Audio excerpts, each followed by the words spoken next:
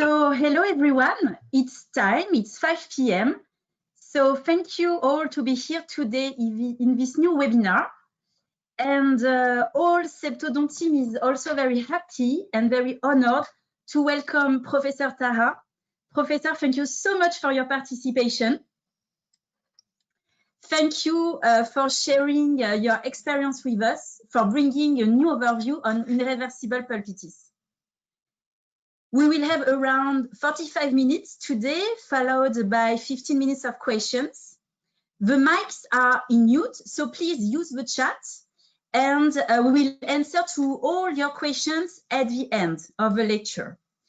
The webinar will be recorded, and we will send you the link to the video within 48 hours.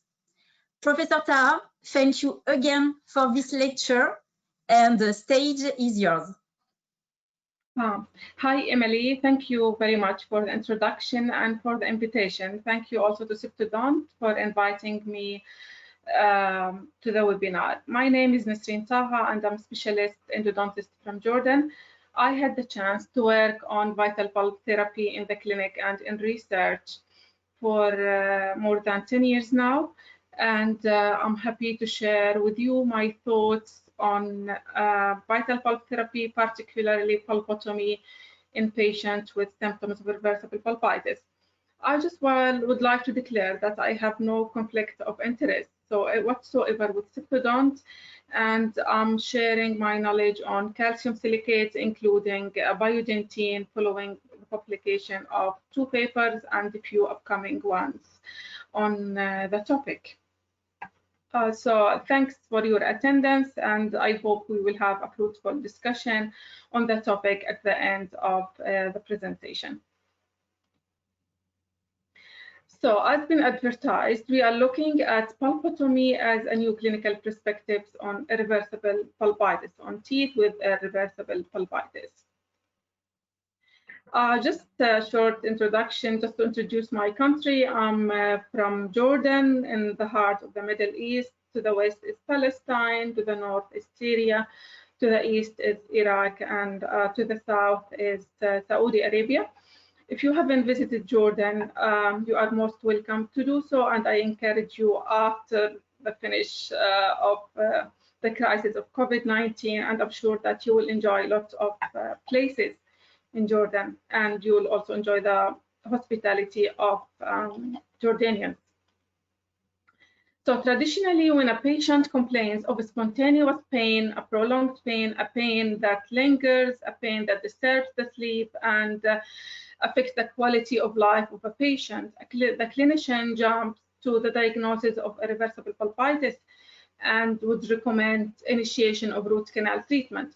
This is what I was taught as an undergrad, and this is what's written in the consensus on diagnostic terminology by the American Academy of Endodontics and by the European Society of Endodontology.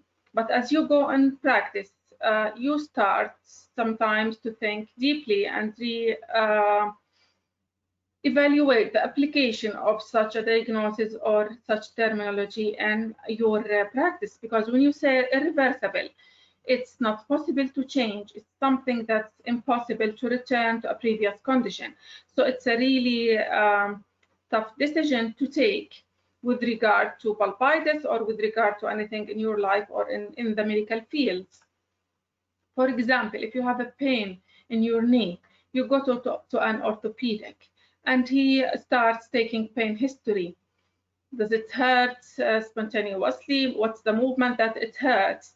But he will have to do lots of clinical examination and to explore the knee joints by tests like MRI, possibly computed tomography, ultrasound, and many special tests or injection before he decides that this joint is irreparable anymore, or cannot be reversed or cannot be treated.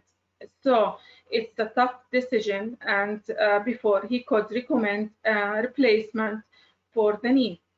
So do we have all these diagnostic tests for a pulp in a carious tooth, and can we be sure that it's irreversibly inflamed to take the immediate decision of removal of the pulp? So if you have such a tooth with a big caries open to the oral cavity, and you see it's brownish to blackish texture, it seems leathery, soft, and it can be excavated. Can we condemn the pulp from this clinical photo and say that this is a deep carious lesion? The pulp must be irreversibly inflamed. Looking at the radiograph, you can see that caries is deep and it's almost exposing the mesiobuccal pulp horn or the mesial pulp horn. You look at the apices, they are incompletely formed. So here we have to do all possible tests to decide, can we preserve this pulp and promote further development of the tooth? We go back to the clinical history of the pain, and we also do our clinical tests. We do our cold test or electric pulp test. You use CO2 ice or endofrost, but you get a sensation. This sensation actually reflects the response of the A delta fibers, which is the innervation of the pulp, but it does not actually indicate the status of the vasculature of the pulp. So it's not 100% indication that this tooth is dead or irreversibly inflamed. It's unlike the test that we do in medicine for the knee example I just shown. So we have to collect all data to the before we decide and combine the history, the finding of clinical tests with our clinical finding after excavation of the caries. We have to follow this caries and see, assess the status, the clinical status of the pulp. Is there bleeding after carious exposure or not? Is it red? Is it yellow? So it's not a simple decision to go and remove a vital tissue from this tooth, because you will halt its progress and you will need to take special consideration for regeneration. So we cannot actually simply judge as it's an irreversible damage to the pulp. If we are going to review the response to caries, we have to remember when we have shallow extension of caries, it's considered as a mild stimulus that will induce a low-grade inflammation. Inflammation actually runs the process between repair and damage. So it induces odontoblastic rotary activity. There will be upregulation of the activity of these cells that will produce tertiary dentine, and it will bridge it from further irritation of the pulp. On the other hand, when you have a deep caries, the stimulus is more intense. It might result in death of the pulp cells, but at the same time, it will induce repair by stimulating progenitor cells recruitment, odontoblast cell-like differentiation. Fibroblasts may also take a role in this process, release of growth factors, inflammatory mediators. Again, we will reach to reparative dentinogenesis. However, when the intense stimulus is not removed, inflammation will progress and it will cause areas of necrosis. But what's the extension of these areas? How far is it extended? Does a carious exposure condemn the pulp as a doomed organ, not capable of repair? Actually, we have to look at detailed histology of such pulps before we go to this empirical decision that was stated by Rebel more than a century ago. So what's our knowledge on histology of the inflamed pulp? And what's the current position of the regeneration potential of the dental pulp? And in view of these, is there a conservative management for an inflamed pulp rather than simply pulling it out of a tooth? Early in 1980s, there was a paper by Damar et al. That looked at clinical signs and symptoms in pulp disease, and they were trying to find a histological correlation between the status of the pulp and the clinical signs and symptoms that the patient report. They found that pain was present in 40% of the cases in savable pulps. So it's not necessarily if the patient reports pain that this pulp cannot be saved. because pain threshold is also variable between patients. One will report severe pain while the other will report mild pain, while there is another person who will have a dead tooth, pulp is dead, negative response to testing, and without any history of pain. So it's not, pain is not actually a first indication for root canal therapy. And when they looked at 88% of painful cases, it had chronic partial pulpitis. Partial, it means it's not spread all over the pulp, so there might be a chance. Partial necrosis, again, the term is partial is there, partial necrosis in 92% of painful cases. So we really have to go in depth to see the extension of this partial necrosis. And if we remove this area, can we save the remaining of the pulp? More recent studies using current techniques and serial sectioning with more accurate histological and bacteriological diagnosis are actually published by Dr. Domenico Ricucci. One of them was in 2014 when he looked at extracted teeth and he wanted to see the histology of cases with reports of clinical diagnosis of reversible pulpitis and irreversible pulpitis according to the clinical signs and symptoms reported by the patient. He processed the section for histologic and histobacteriologic analysis. He found that in cases of reversible pulpitis, the histology matches patient symptoms in 96% of the cases. So there is a good match in this. And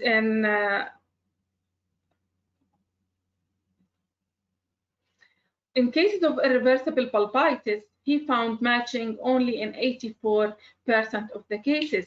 16% of the cases, there was no matching between the histology and the clinical diagnosis of irreversible pulpitis. But it's worth to mention here also, in this 84%, signs of inflammation were not totally spread throughout the pulp chamber of the tooth. It was very common to find areas of necrosis localized to the site of exposure or within 2 millimeters of the site of exposure, while the contralateral part of the pulp chamber and the pulp horn has completely normal architecture or just mild inflammation, which means the tooth might be actually saved, the pulp might be saved. These are radiographs and histology by Dr. Ricucci, again, very beautiful work, where he shows a radiograph of a lower wisdom tooth with deep caries, as you see in coursing on the pulp. This tooth, it's a wisdom, was extracted for other reasons, and it was it went under histologic examination. So this is a longitudinal section showing the caries in this area. If you can see in the histology, the pulp architecture is interrupted only in this spot. This pulp horn is beautifully there. However, we need closer look at histology of this area to see the extent of damage or extent of inflammation to the pulp in case of carious exposures and symptoms, clinical symptoms of irreversible pulpitis, which is severe pain reported by the patient and exaggeration of cold testing by the clinician. So this is a histology of the same tooth with a closer look. You see here interruption of the pulp, architecture, collection of inflammatory cells. But if you go to the other side, you can see cells lining the periphery of the pulp with no evidence of destruction. This is even a closer look of the healthy part of the pulp where there is no carious exposure. You see odontoplast lining the periphery of the pulps and normal stroma of the pulp tissue. This is another example of a root canal caries exposure in the pulp chamber. If we look at the histology inside the root canal, again, beautiful work by Dr. Ricucci. You see here beautifully the cells lining the peripheries of the pulp with the processes extending into dentine. So, do we need to remove the entire pulp from here, or would removal of this part give the chance to this healthy tissue to repair the wound and maintain the vitality of the tooth. This procedure will be termed actually by the AAE and the ESE as pulpotomy, which involves the removal of the entire coronal portion of the vital pulp to the level of canal orifices to maintain the vitality of the remaining radicular portion. Although you could do partial pulpotomy by removal of the pulp horn from the area of the pulp exposure, but with full pulpotomy, you increase the chances that you've removed the entirely inflamed tissue and giving the chance of healthy tissue to repair the wound. So what are our aims from pulpotomy? First, we want to treat reversible pulpal injuries. If it's reversed, we aim also at neutralization of any existing pulpal contamination by removal of necrotic tissue, inflamed tissue, and by application of a biocompatible material that will favor repair rather than destruction. By this, we encourage continuation of root development in immature teeth, and we also have to prevent further contamination to maintain the repair and healthy status of the remaining pulp by an intact coronal seal that's placed as soon as possible after the pulpotomy procedure. In pulpotomy, proper case selection and proper treatment protocol, including material, are very crucial for success of the procedure. Diagnostic data should be taken in detail from the patient, and results of vitality tests should be, or sensibility tests should be documented. So you collect the triad of history, clinical examination, coupled with the radiographic examination as a baseline for diagnosis and follow-up procedures. When a patient comes with pain, his main concern is to get a pain relief. Is pulpotomy efficacious in reducing pain levels in symptomatic teeth with irreversible pulpitis? There is this study by Bergenholz.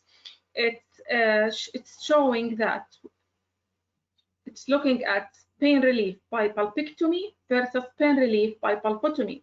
And this is the preoperative pain level after pulpotomy. It's above 25%. If you perform pulpotomy, you achieve higher reduction of pain levels compared to pulpectomy. This was really of interest in the area of COVID-19. When you have an emergency patient and you want to minimize the time patient is at your practice, pulpotomy is actually indicated and its advantages in this term. You minimize treatment time, you minimize aerosol production, and you still can achieve pain reduction, which will relieve the patient and makes him happy. We don't need to forget challenging anatomy cases. If you have this case with a curved root, these are also curvatures. This is more severe curvature. Would you prefer root canal therapy, or would you prefer pulpotomy if it's feasible in this case? In many hands, root canal therapy is really can be performed to wonderful standards, preserving the curves, stellar puffs, excellent coronal restoration. And here I would like to thank Dr. Imran Zain Al-Abidin for providing these beautiful X-rays to include in my presentation, a colleague from Malaysia.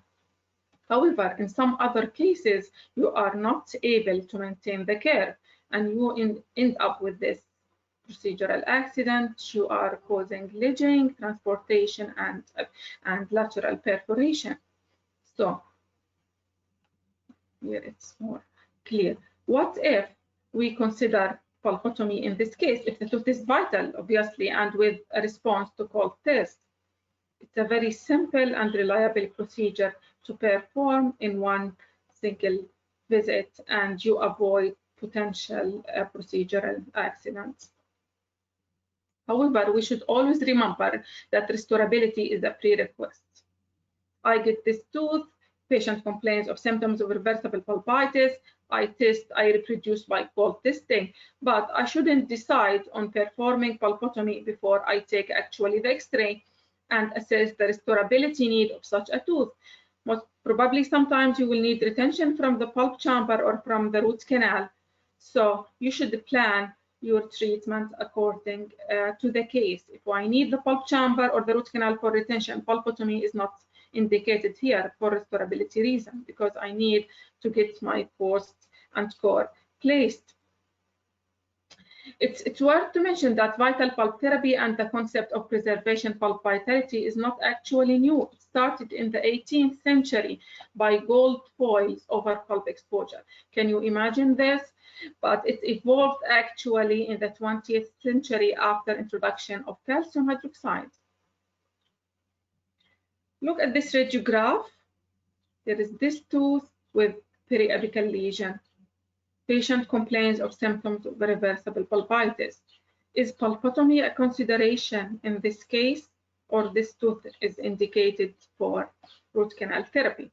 When we performed a pulp test, we could reproduce patient symptoms. There is an exaggerated response to cold test, which indicates that there are vital tissues inside this tooth, despite the presence of periradicular radiolucency. We performed root canal therapy, and how long do you think that this review radiograph? It's only 3 months. 3 months after pulpotomy with periradicular changes, and we get a beautiful response. There might have been healthy tissue capable of inducing repair inside the tooth and shifting the environment towards bone filling of the resorption. So what's the available evidence on pulpotomy and in teeth with irreversible pulpitis and in teeth even with periapical radiolucency? The first review on the topic was by a colleague, Aguilar and Linswanot in 2011, published in JOE. They showed that pulpotomy in young teeth with caries exposure and a diagnosis of irreversible pulpitis has a reported success rate that varies between 80 to even 100%. Furthermore, when you have teeth with irreversible pulpitis and periapical radiolucency, the pooled success rates from published studies, it's 92%. It's actually a very high percentage, almost comparable to that reported for root canal therapy. And there are lots of other studies in the literature, started in 1993 actually, in teeth with hyperplastic pulpitis. It's a pulp polyp in the pulp chamber.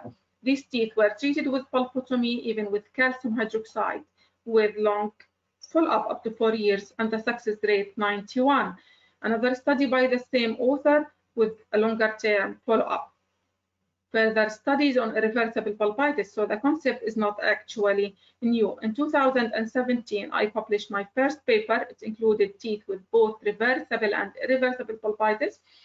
Success rate over 3 years was 90%. However, the majority of the cases were with irreversible pulpitis. So from that step, I decided to look in details on teeth with symptoms of irreversible pulpitis. There are furthermore publications on this.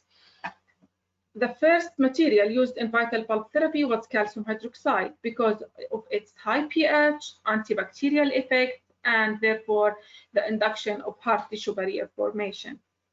And it's cheap and readily available in almost every clinic. However, calcium hydroxide has high solubility. It has low mechanical strength. When you want to pack your permanent filling, you might result in disintegration of the calcium hydroxide layer, and therefore we lose what we are hoping to achieve, the tight seal and hard tissue barrier formation. It also, there is difficulty in application on wet surface. It doesn't stick to a wet surface unless you have the chemical powder of calcium hydroxide and you want to use it. And histological studies by Nair and co-author found that even the hard tissue induced by calcium hydroxide, it contains tunnel defects. So it's not actually intact, and there is a risk of leakage if there is disruption in the integrity of coronal restoration. What are the recommendations of the European Society of Endodontology with regard to management of deep caries? I'm sure many of you have followed this statement. For direct pulp capping after pulp exposure, it's indicated in asymptomatic teeth or teeth with symptoms of reversible pulpitis. It's obviously based on histological findings that there is inflammation inside the pulp, and it's not possible to cap inflamed pulp infected by bacteria. Some tissue has to be removed to reach a healthy tissue that will start or induce repair. However, in symptoms of reversible pulpitis, they indicate that pulpotomy may be successful if performed under aseptic condition and magnification. Aseptic condition is a must. You have to disinfect the tooth surface, you have to apply rubber dam before you actually attempt caries excavation. But they concentrate on the work that may be successful based on the panel concluded that we don't have long-term follow-up studies, although we have results from 3 years follow-up and we have 5 years follow-up.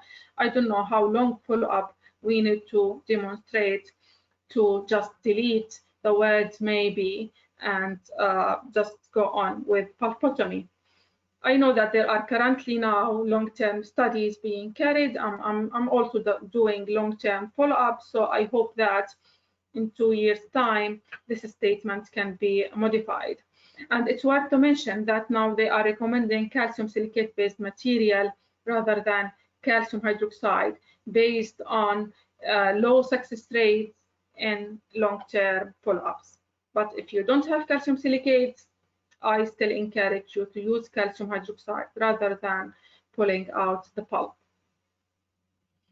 So there are several proposed prognostic factors for pulpotomy. It starts from preoperative, including pulp diagnosis, reversible versus irreversible, the periapical diagnosis, which means presence of periapical rarefaction or not.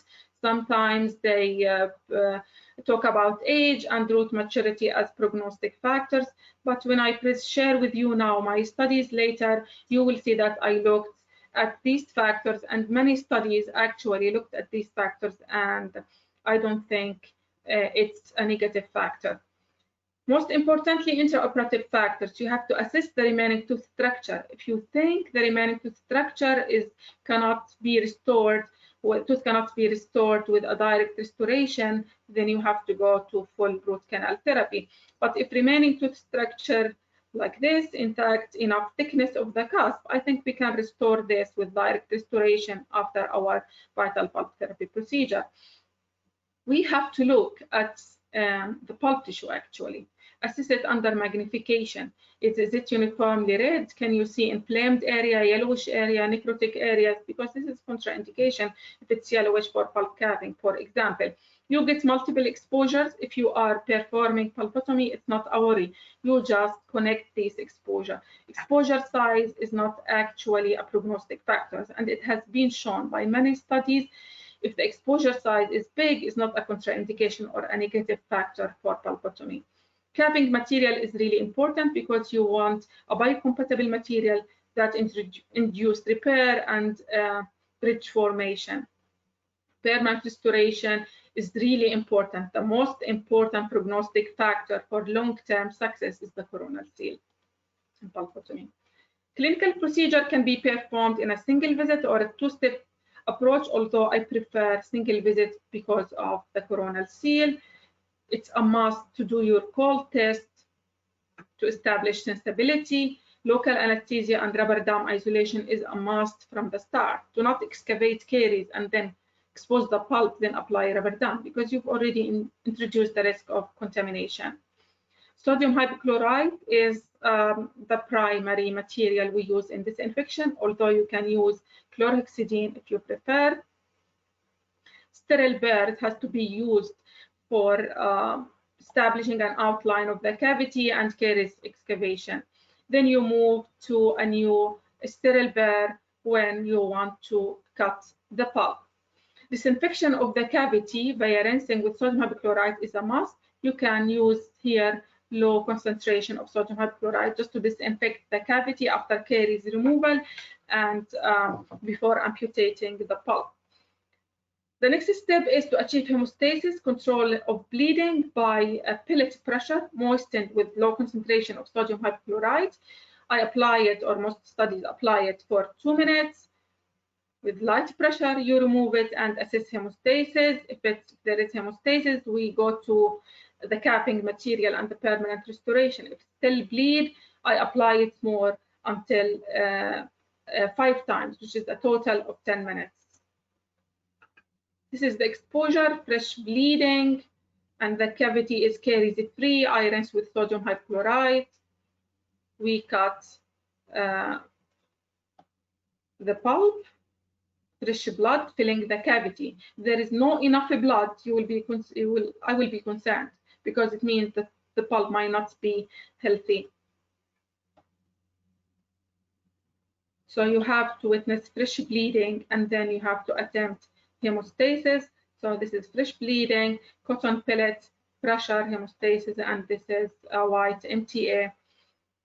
When we first started with vital pulp therapy, we would place a wet pellet according to recommendation by Professor Turabinjad to ensure proper setting. But then after that, most studies are reporting enough moisture from the amputated pulp that it will help in the setting of the calcium silicate material. So you can actually finish it in one visit by placing Vitrabond liner, a resin modified glass ionomer, whatever you like, above MTA after initial setting. Then you acid etch and you restore with composite.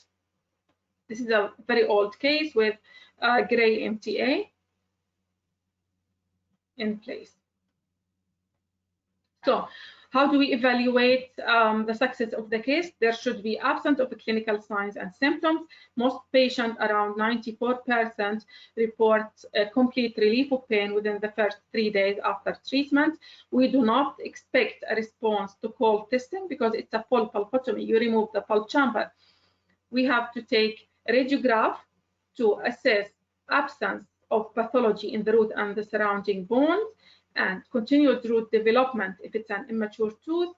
Hard barrier formation, you might see it or you might not, depend on the angulation of the radiograph. But if you don't see it, it doesn't indicate failure, because hard tissue barrier is actually a histological entity. It might be there and you won't see on radiograph. Length of follow-up, some studies report that 1 year is adequate, and there was no difference between 3 months and 1 year results.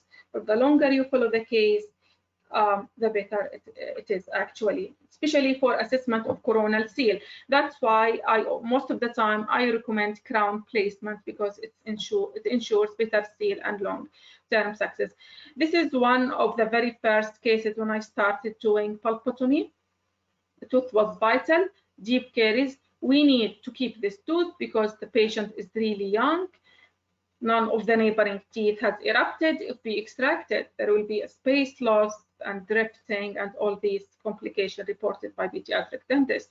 So MTA was placed, permanent restoration by composite, space maintainer was cemented, and only 10 months after the procedure, you see how the root is continuing development. And this is actually, I can't do cold test on this tooth because the pulp chamber is already filled, but I can see sign that indicates a healthy pulp inside the radicular portion. Otherwise, the tooth would have arrested its development. So our first study with my postgrad was on mature teeth pulpotomy using mineral trioxide aggregate. And we diagnose according to the accepted terminology by professional bodies. I want to show you that in this study we included reversible pulpitis, only 8 cases, irreversible pulpitis, 43 out of 51 cases had symptoms of irreversible pulpitis, and we had some cases with apical radiolucency. These are some of the examples. See this tooth. Deep caries previously restored, recurrent caries exposing the pulp. MTA pulpotomy, amalgam restoration, tooth was crowned, and I have a long-term follow-up of 6 years for this tooth. Completely asymptomatic, patient is completely happy with it. This is another case published in International Endodontic Journal, and it was the cover of issue number 2 of volume 50 of the International Endodontic Journal, showing 3 years follow-up of MTA pulpotomy in this tooth with symptoms of irreversible pulpitis. Here you could see that there is hard tissue between the caries, so there is no frank exposure of the pulp. However, when we attempt caries removal, there was a clinical exposure, and based on that, pulpotomy was performed. This is another case of a 3 years follow-up of irreversible pulpitis with periapical lesion, and this is beautiful healing. This is another example, and this is beautiful healing. We can see dentine bridging in this case. However, we have an aesthetic concern with MTA, which is discoloration. It usually starts as a mild, and with further follow-up, the patient will complain of unacceptable aesthetic. It's just because of the radiopacifier used in the white MTA version. This is in molar teeth. Some patients, they are still concerned because they think that something went wrong with the procedure that we performed. They think that the tooth is failing, the pulpotomy is failing. It's actually just discoloration from MTA, while radiographically there is success. Therefore, newer calcium silicate materials have considered one of the drawbacks of ProRoot MTA or other versions of MTA, which is the radiopacifier. For example, Biodentine with Septodont, it has zirconium oxide, which will reduce or minimize tooth discoloration.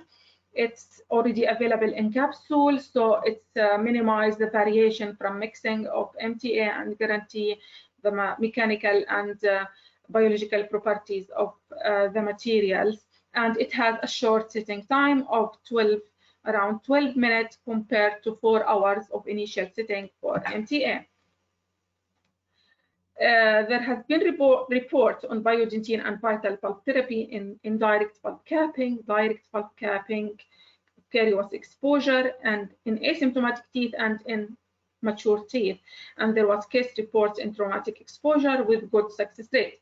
So I decided to test this material in teeth with irreversible pulpitis and frank exposure, and to look on in details on possible prognostic factors like is age a limitation, does caries extension matters, or does the type of caries as primary or secondary caries matter, preoperative pain levels, and the time to achieve hemostasis.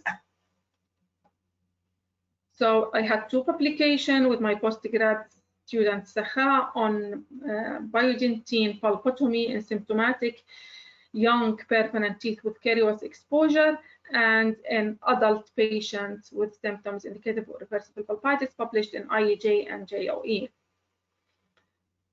The first one was in adult patients. We analyzed gender, tooth type, percussion sensitivity, as more than 50% of teeth with irreversible pulpitis, they report with percussion sensitivity, and I get lots of the question indicating, would you consider pulpotomy for a tooth with percussion sensitivity? We looked at presence of periapical rarefaction, at caries type, caries exposing the pulp, number of missing walls, and bleeding time control up to 6 minutes in this study. We found, this is 1 year result, we found at 6 months 98% success rate, and at 1 year follow-up we maintained this high success rate, and actually we just finished the we finished the 3 years follow-up actually, and we started the 4 years follow-up, and results and encouraging, and I hope to publish soon in the future. I'm sharing some cases of teeth with frank caries exposure of the pulp, Biodentine pulpotomy. This is the Biodentine material. I place it in bulk of 3, sometimes 4 millimeters. And this is the immediate post-operative. This is 6 months follow-up, and this is 1 year follow-up. Everything is fine. Tooth is asymptomatic, and there is dentine bridge formation here. The age of the patient is 23. And if you can see, there is furcation, radiolucency here, re-establishment, and here re-establishment of PDL space and maintenance of a healthy furcation area. This is another example of a wisdom tooth. So pulpotomy is perfect for saving wisdom teeth, caries exposure, and periapical radiolucency. At 1 year follow-up, PDL space is traced, amalgam filling. This is another example of a case where it is previously restored, the pulp is stressed by previous restoration, recurrent caries, and leaky restoration. Pulpotomy performed, and it's beautiful. Look at the anatomy of this tooth. We avoided root canal therapy.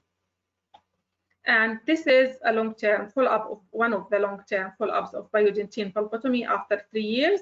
This is biodentine, and see, everything is fine, tooth is asymptomatic. In young teeth, we also tried biodentine, and success rate was 95%. Here, the sample size was actually low compared to adult.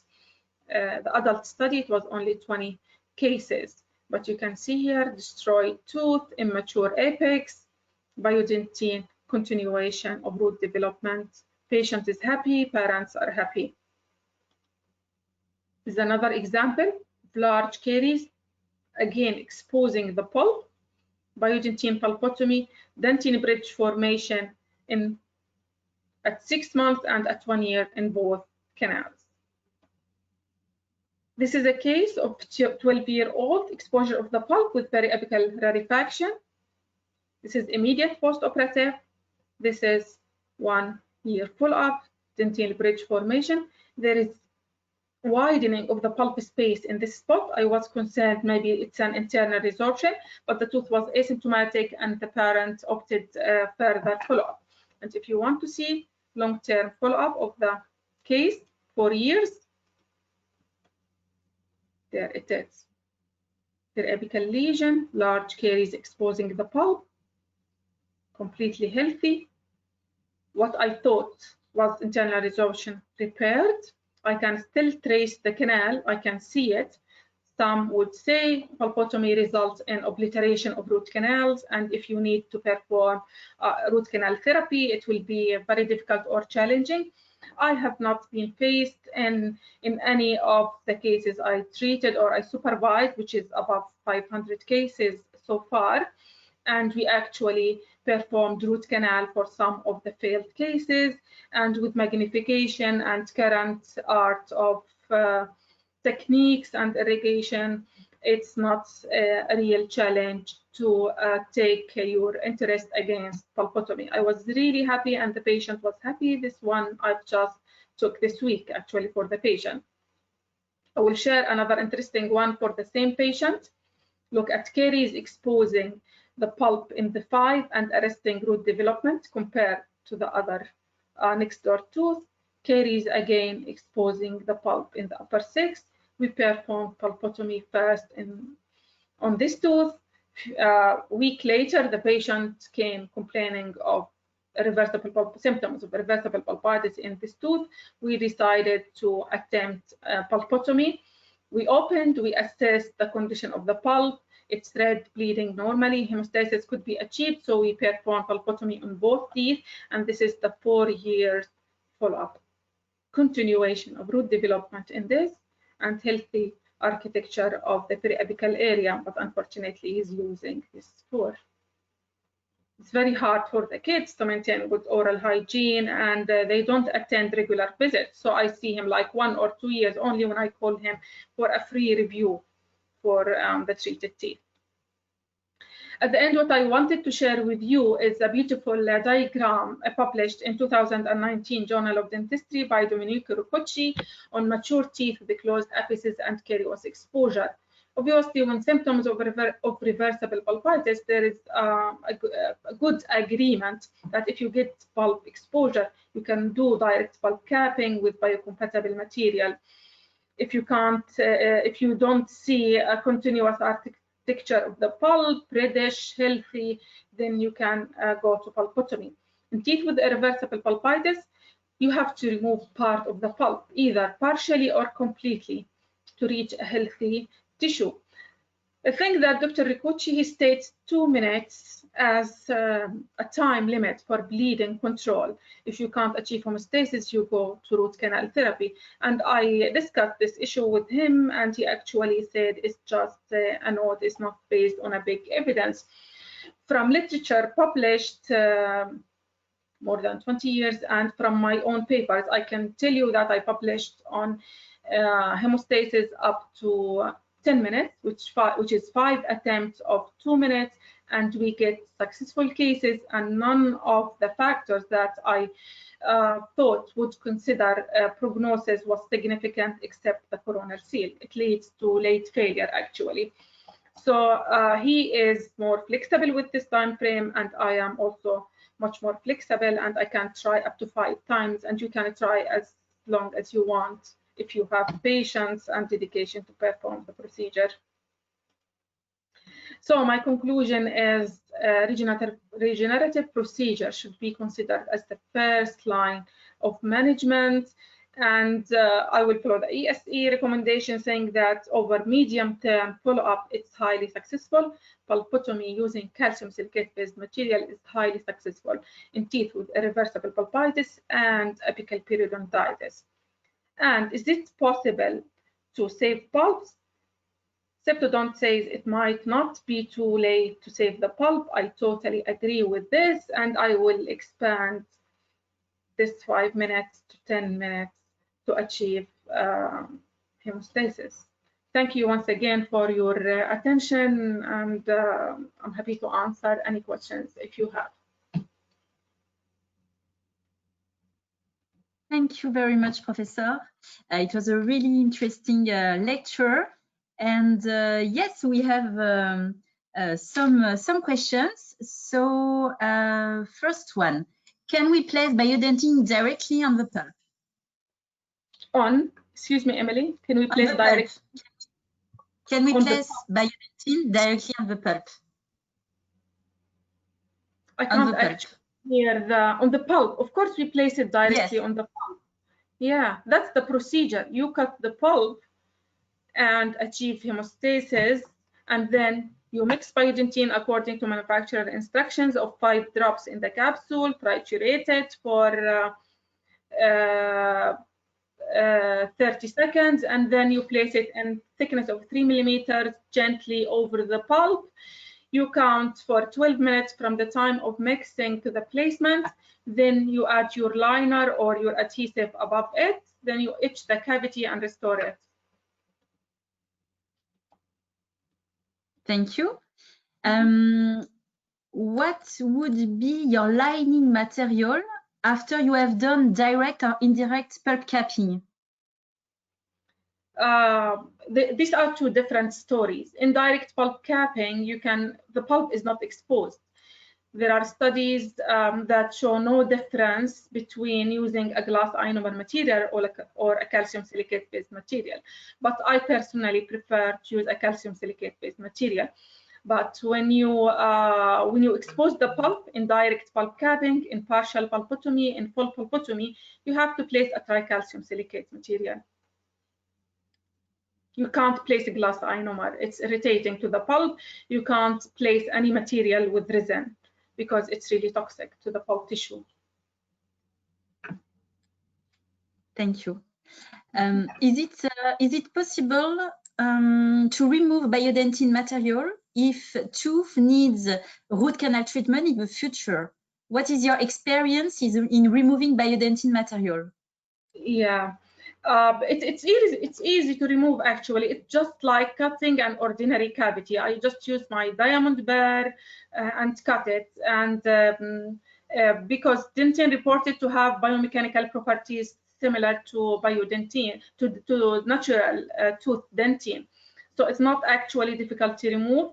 When you reach really deep toward the base of the cavity, toward the canal orifice, if you are concerned that you might perforate, you might change your burr to use an ultrasonic tip to remove it. But under magnification, you can identify it, actually.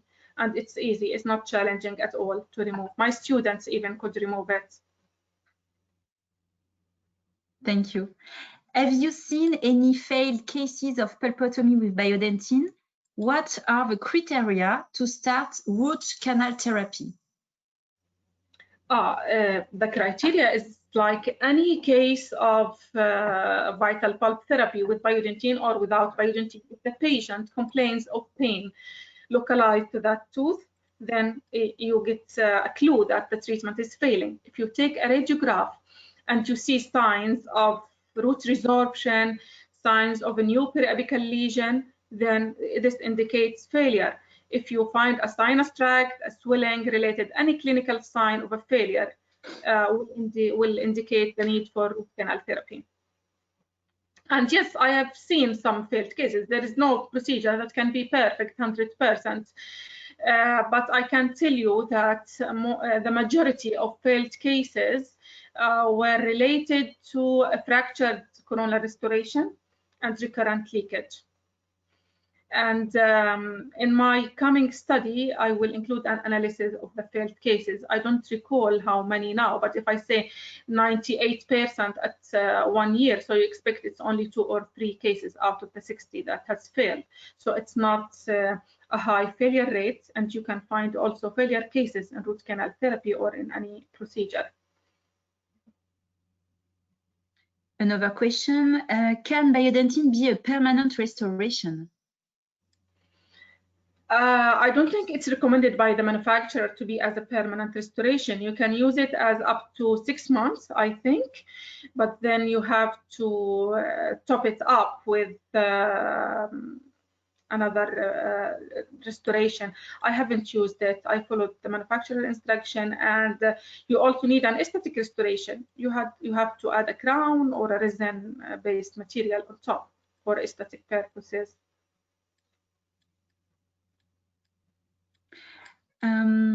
I think that we come to the end of the questions. So thank you so much, Professor Taha. Thank you for sharing your cases and your long-term follow-up. We have seen healthy tooth. So thank you very much. And thank you all for being here during this webinar. Thank you, Emily. Thank you, everyone, for attending, and have a great evening. By the way, this is, I'm not sure if you still see the photo. This is the campus of Jordan University of Science and Technology in Irbid. Have a great night. Thank you. Bye. Bye.